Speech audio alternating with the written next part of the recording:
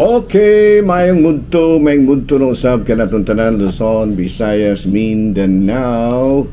Mayong mudto Philippines, mayong mudto world, mayong mudto universe. Ano na punta mga higala, dili nga itong tulumanon sa kahanginan, CONA, Catechesis on Air. O nga ko lang gihapon kini yung ubos nga alagad, Reverendo Padre Edwin Academia Acab. Abino adlaw na usab karon nga unsa man tarong adlaw mga higala, Biyernes naman di ron mga higala no. Biyernes naman di ay no. Okay no, Biyernes naman ug mga adlaw pitsa 7 ron mga higala, kumusta naman oh? Na ginaot kita nga ana kamuntanan sa Kapiskay sa panglawas ni ining kamuntuhon. Walay ubo, walay hilanat, walay sipon, walay sakit sa tiyan, walay arthritis, ingon niya. Ay, pada murag kang uban di madalag walay di sakit sa lawas. At least yun na gito usahay, magsakit atong tango, usahay na atay arthritis. Pero buhi, parang kulding. Ay, noon, buhi ramang ginoon pa din, pero di mo wala na mga sakit-sakit sa lawas. Ay, excuse pa siya, kadali maghigala ha, kadali maghigala ha, kaya medyo init kayo, akong ipatubang dirinig. Kining ato nga electric fan, kainit kayo tanan. Okay, no? Di madala mahigalang agwanta.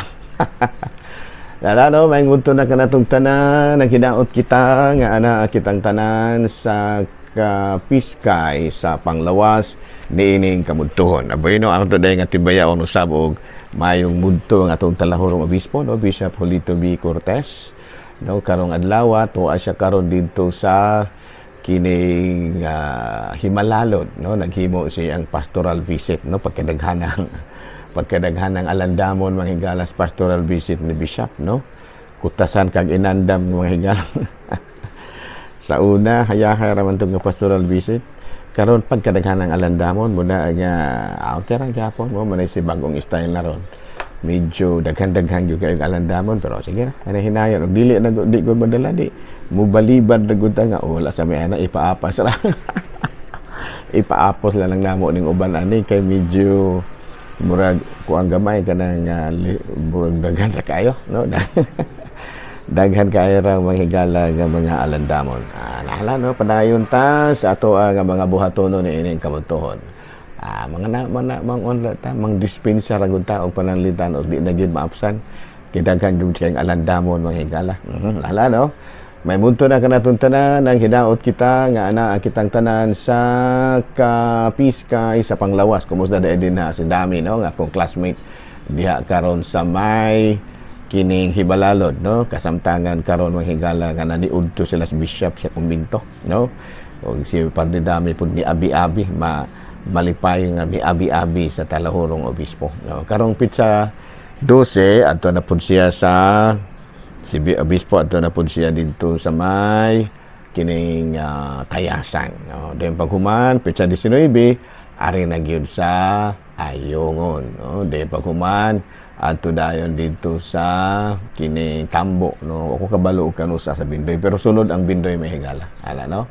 Nala, no? May munto na kanatong tanan, naghidaot kita nga ana kitang tanan sa Kapiskay sa panglawas, no? So padayon karon, no? Ang pagbisita sa atong talahurong obispo diha sa may Himalalod. Okay. Ari kita mahigala sa tuang CBCP News, balitang simbahan ining kamuntuhon. Diocese of Cabanatuan, aduna nay bag-ong obispo, siya mao si Bishop Prudencio Andaya, na kanhi kini sa obispo sa Tabuk. Naunya gi-install siya ni atong nakalabing adlaw ni Archbishop Charles John Brown ang papal nuncio to the Philippines.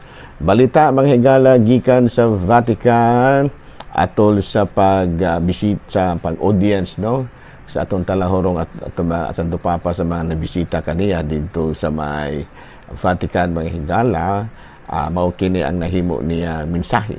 May we welcome Mary's presence in our lives. Okay, nga naman, atol kini sa pagpamalandong niya sa misteryo sa pagbisita ni Mama Mary sa iyang igagaw nga Isabel. No, gi-urges niya the faithful to follow the example of the Blessed Mother, who welcomed Christ with her Magnificat.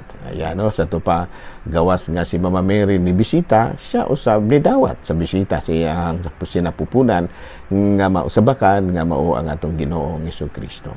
So pamaingon ba nga dunga ni ining mao nga kapistahan sa visitation ni ingon ang nanudlo ang atong talahorong Santo Papa. May we welcome Mary's presence in our lives. Mao kanto mahigala mga balitang simbahan ni ining kamudtuhon. Boy no, padayon ta og arita mga higala sa atuang Saint of the Day, February 7. Boy no, ang atong Saint of the Day karon February 7, mao si Santa Coletta, Saint Colette, no? Collette, no? Natao kini si Saint Colette, no? Natao kini si Saint Colette ni adtong 1381, no? O dito sa Corbie, France. Nya namatay siya na atong 1447. Unya membro kini siya sa Third Order, no? Sa opening a window into church, join the Poor Clares, you know? Nagpamembro kini siya sa Poor Clares, and niya he introduced the primitive rule of Saint Clare in the 17 monasteries known for their poverty, perpetual fast up to today, and canonized in 1807. So laliman ka, no? Perpetual ang iyahang pagpuasa. Grabe na ini si Santa Colita, no? Si Colette, you know? Di po ni siya matabang dahil, no? Lalimang kada adlaw ang iyahang pagpuasa. Di ba dugay tama? Kuyawan ani, no? So karong adlaw higala ato nga gihinumduman ang lain na pong patrona sa Katolikong simbahan nga mao si Santa Coletta. Nahala, no? Ari na tamang higala sa atong catechism.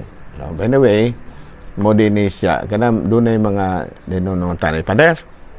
Diri sa amo sa bukid, ano man dahil mo sa bukid, na nangutana na ako kung kinsa man yun ko na magtutukod sa Katolikong simbahan. Abi no, kung atong tanawon sa Biblia, wala gyud gisulat nga si ang atong Ginoong Hesukristo nagtukod anak kanang nagisulat nga ang simbahang Katoliko gitukod ni sa atong talaho sa atong Ginoong Hesukristo, no? Wala gyud na, pero doon na siya kining simbahan nga gitukod, no? Pero wala gyud maklaro lagi kung Katoliko ba gyud ni o di ba. Pero kung atong tan-awon sa kasaysayan, mugawas nga ang gitukod ni Kristo nga simbahan mao di ay ang Katolikong simbahan, no? Dili man nato na siya ma word for word nga miingon gyud nga si Kristo mao'y nagtukod sa iyahang simbahan. Wala man siya. Mao'y ang simbahang Katoliko tinukod gyud ni Kristo. Pero kung atong tanawon sa church history, no, musangpot nga adto gyud mopaingon kang Kristo nga mao magtukod kang simbahan, no? Klaro ba? So kung miingon ka nga pakita ako no ko sa Biblia padre nga naay gisulat nga ang Katolikong simbahan gitukod gyud ni Kristo. Tubag na dili kita makapakita na, no? Pero sure gyud ko nga naa gyud simbahan nga gitukod ni Kristo, no? Kaya matod pa diri sa Mateo Kapitulo 16, versikulo 18, miingon man siya, and I tell you, you are Peter, and on this rock I will build my church, and the gates of hell will not overcome it. Sa ito pa, kung atong tanaw, nagtukod gyud ay siya, no? Nagtukod gyud ay siya og simbahan kay madahag mawala manamakak na pud ang atong Ginoong Hesukristo. Ano matod pa niyo sa Mateo Kapitulo 16, versikulo 18, and I tell you, you are Peter, and on this rock I will build my church, and the gates of hell will not overcome it. No? Hato pa kung imo kong pangutanon kung naabay mabasa nga si Kristo mao'y nagtukod sa Katolikong simbahan, ita ka basa. Pero katong tan-awon sa church history, oh, kini bang libroha ba kini siya, oh. Basahan ninyo ha, so nabali ba o wala? Nabali ba ang ana siguro, no? Ana.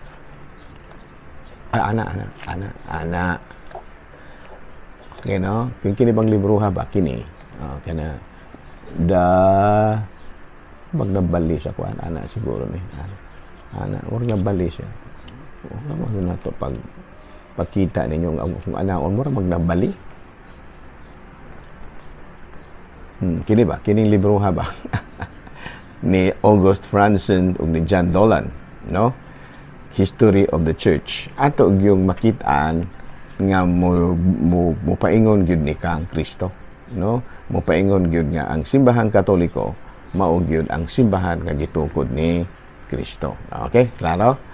So kung maingon ka nga, mo na siya naa din, no? Of course, in the early church, the persecution of the church started by Rome. By Emperor Nero, he accused the Christians of burning the empire. No? Sa tupagan ha, Mateo 16, Kapitulo 18, umiingon siya, "And I tell you, you are Peter, and on this rock I will build my church, and the gates of hell will not overcome it." No? Sa ato pa, maklaro nato nga ang simbahang Katoliko dihay sa pagtukod niya, diha agyud si San Pedro. No? Diha agyud si San Pedro sa diha nga gitukod ang simbahang ang simbahan ni Kristo. Unya human lagi nga natukod ang simbahan, gi-persecute kini, no? Matud pa gigukod kini sa mga kanang Romanhon nganuman tungod kay napasangin lan man lagi, no, nga ang pagkasunog sa kining sa Roma, ang nagsunog mao ang mga Kristohanon, no? The church started in Rome.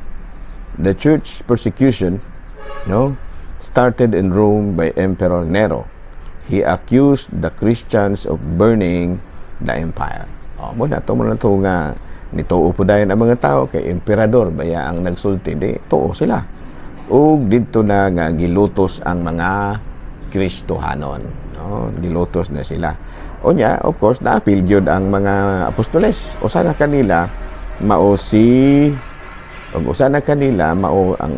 ang gibinlan ni Kristo, no, ang mga apostoles, si San Pedro. No, it was in Rome where Peter had been martyred. Unya, si Saint Paul gani ang ilahang tagsa-tagsa ka mga gitawag na tuglubnganan ato yung makitaan dito sa Roma, no? Pero sa kunang ginaingon, ginalutos man lagi ang mga Kristiyanos tungod lagi kay mo'y napasanginlan nga mo'y nagsunog sa Roma. Pero actually sa tinuod-anay lang, si Emperador Nero mo'y nakasunog sa Roma, pero aron dili siya basulon sa mga tao, ang iyang gipasanginlan mao ang mga Kristohanon. Muna to nga gitkuana, gipasanginlan nagdaghan kay mga butang o gipang persecute, gilutos ang mga Kristohanon. Dayong, of course, it was in Rome where Peter had been martyred, na si Saint Paul. Si Saint Paul po, gakuan po siya, kanang dito po siya gimartir. Pero panahon ni Emperador Constantino, no, kuan kana bitaw nahimong official religion sa Roma ang Christianity. Nganuman, tungod kay kuan man lagi kanang kung atong basahon sa Milvian Bridge, kini si Emperador Constantino, nag-agi pa ni siya gubat para ver siya nahimong emperador. No, nya pagka usasan mga nakapahimo niyang emperador, mao kadtong the Battle of Milvian Bridge nga diin nakakita siya og panan-awon didto sa langit nga porma og krus. Unya matud pa sa panan-awon, no, pinaagi ni ining simbolo magmadaugon ka. Ano? Muna nakita na dito. Tuod man, gigamit ni Haring Constantino ang maong simbolo, no? Nga ang ilahang mga taming, gibutangan og cross, ang ilahang mga helmet, butangan og cross, ilahang mga armors ba. O nya ang ilahang pormada cross, o nya mismo pod si Constantino nagampo pod siya, no? Kay giila man lagi niya ang nagpaila kaniya sa usa ka damgo nga kining gitawag na to Diyos sa mga Kristiyanos. Ug tuod man, naghimo na gyud nga ang Christianity mao ang kining gitawag na to official religion sa simbahan. Christianity pa. Sa pangutana, kanus amang gyud nga gitawag ng Katoliko kining simbahan nga naana sa Roma. Ang tubag niya na si Saint Ignatius na niya na may nagtawag niya ng Katoliko, no? Wherever the bishop appears, let the congregation be present. just as wherever Jesus Christ is, there is the Catholic Church. Asa to pa, ang gipasabot no ni San Ignacio, ang simbahan nga maoy nga gitukod ni Kristo diha sa mga apostoles. Kay mao man ang gipanglutos, mao man ni ang nahimong official religion of the church. Unya gihimo nila kini nga matud pa official religion of the Roman Empire. Unda tungod lagi kay kini si San Ignacio mitawag gyud usab niini og Katoliko. Naklaro ba? Kini si San Ignacio kuan kini siya, no? Kanang obispo ni sa Syria. No, unya ang the followers of Christ were first called Christians in Antioquia, no? Kita atong basahon sa Acts chapter 11 verse 26, sa dihang hikaplagan nila si Saulo, gidala niya sa Antioquia. Sulod sa usa ka tuig, silang duha nakakita sa mga magtutuo ug gitudloan niya sila. Ang mga tinud-an gitawag nga mga Kristiyano sa unang higayon didto sa Antioquia. Sa Antioquia dako kayo yung kuan. Dako kayo ni o kuan kining gitawag nato kining Ethiopia dili Antioquia, no? Ang mga tinud-an gitawag og mga Kristiyano sa unang higayon dito sa Ethiopia, no? No? Unya kini si Saint Ignatius of Antioch, Bishop of Syria, about 70 to 111 AD, the next generation of church leaders who received directly from the apostle. It was Saint Peter who designated him as bishop. No? Si San Pedro gud mismo maoy naghimo kaniyang usa ka obispo. No? Kini si so maklaro na ha. So do na mo gimangutana ingon ni anak. Yung ato og yung kanang timbat-baton gyud litra por litra ang history sa church. Antod nga moabot kita nga ang simbahan Katoliko mao gyud ang tinukod nga pirting bagaa, no? Usa kini kalibruhan pero ato na lamang i-summarize. Ano? So kung mangutana, dunay mga pangutana na bay nasulat sa simbahan sa Biblia nga simbahan Katoliko, wala. Pero kung atong tan-awon, kung atong suhiron ang kanabitaw ug ato bang i-review ang kasaysayan kabahit sa church history, mo end up kita nga ang simbahan Katoliko mao gyud ang gitukod ni Kristo. Mao ang simbahan nga gitukod ni Kristo. No, kanang uban nga mga relihiyon, kun ato po nang tan-awon ang kasaysayan sa Christianity, maabot ra gyud gihapon nila nga kana sila gikan as Katoliko. Unya ang kuan kanang ni protesta lang sila mo nang nagtukod po sila ilaha. Mo nay maabot mo sangput gyud dapitin ha, no? Pero moingon sila nga kining ubang nga mga religion kami gyud ang gitukod ni Kristo, di gyud na mahitabo. Kay ang gitukod ni Kristo kato man gyung uban sa mga apostoles, San Pedro. Nya kun nato ginang i-trace gyud nato ang tumoy ni ana kanang mga relihiyon nga niingon nga sila ang tinukod, mga protestante na sila. Abot mo sabot ba nga kanang nibulag sa Katolikong simbahan. Nibulag sa Katolikong simbahan. Munay ending kung atong subayon gyud ang ilahang kanang relihiyon. Kaya ang una yung natukod Kristyanismo man. Nya kung atong i-trace ang Christianity pinaagi sa church history, musangpot gyud nga ang simbahang Katoliko gyud ay. Unya kung padayon pag sa church history pag yun, kanang mga relihiyon nga mo'y matud pa moingon nga sila mo'y tinukod, mga siak na sila. Kristiyanos nibulag ba? Nibulag sa Katolikong simbahan. No? Kana sila. Naklaro ba? Una siya, no? So kung atong tanawon sa church history, kay ari man kita musugod ni Kristo. Dili man na mahimo nga mag-ingog ka nga nadrikta ra kag katukod, dili. Mo sugod kita sa church history nga magigikan kita ni Kristo, no? The historical Jesus and his founding of the church. Dito tadapit mo sugod og gikan jud dito kang Kristo, giunsa man sa pagtukod ng simbahan kinsa may iyang gibinlan, kinsa man kanto. Moabot kita sa tumoy nga ang simbahan gid ay Katoliko. Unya kuno padayon pag kita sa tumoy, kanang mga relihiyon nga nag-ingon nga sila mo'y tinukod ni Kristo, mga kuanda na sila og sa ato pa na mga nibulag na sila sa Katolikong simbahan. Nibulag ra ba? Tula po sila yung mga rason nga nung namulag sila. Pero ila po na. So dili po nato sila awayon tungod kay nibulag sila, dili, no? Padayon lang mo ana inyo ha mga pagtulunan.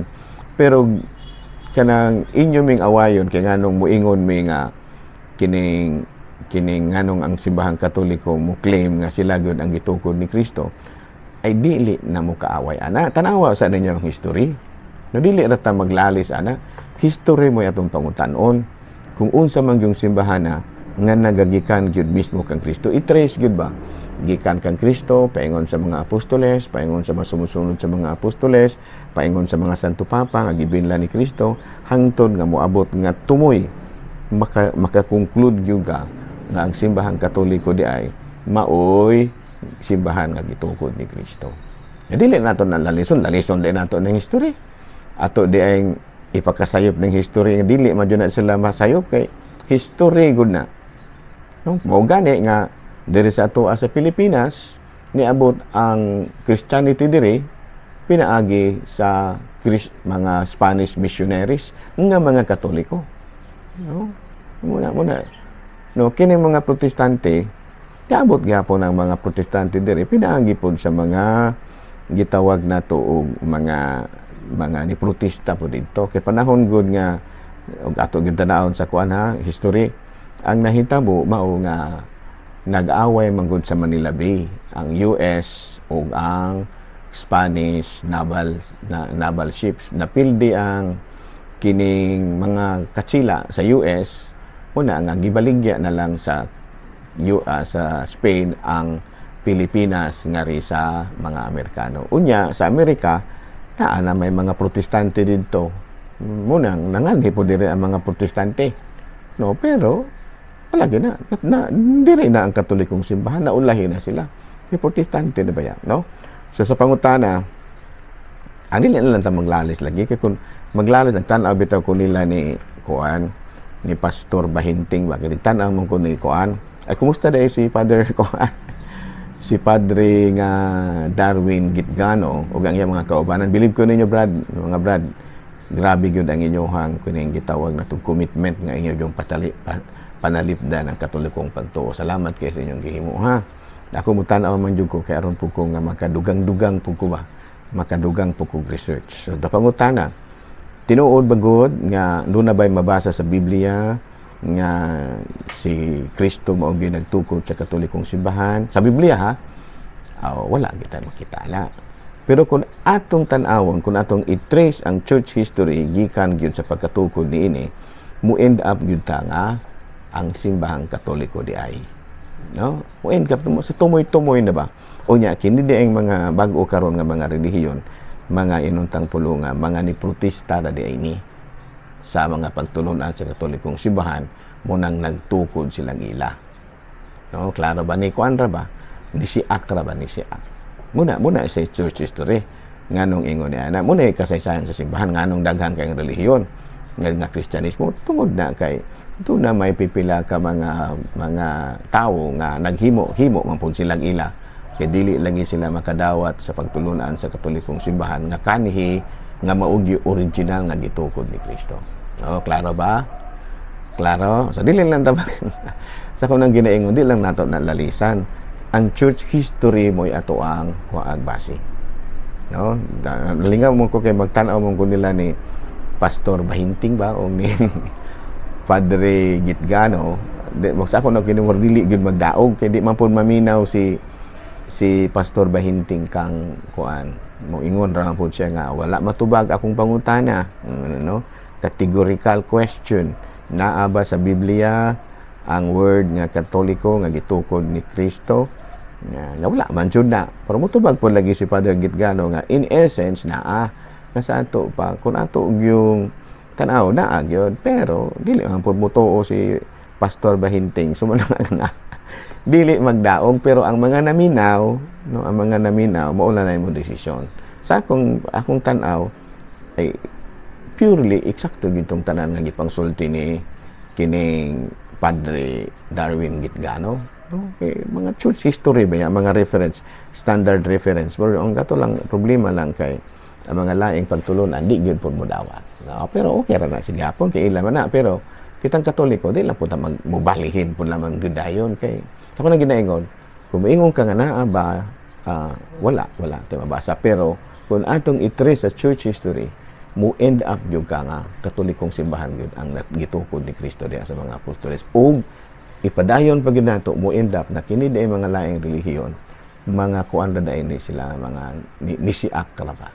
Gikan gid sila ang ilahang ikuha ag base sa mga pagtulunan. Gikan na gyapos katoliko. Pero ang Biblia no nga ang gikan mo na sa katoliko lagi ang original nga naa gid ana. Tama nag-compile ana.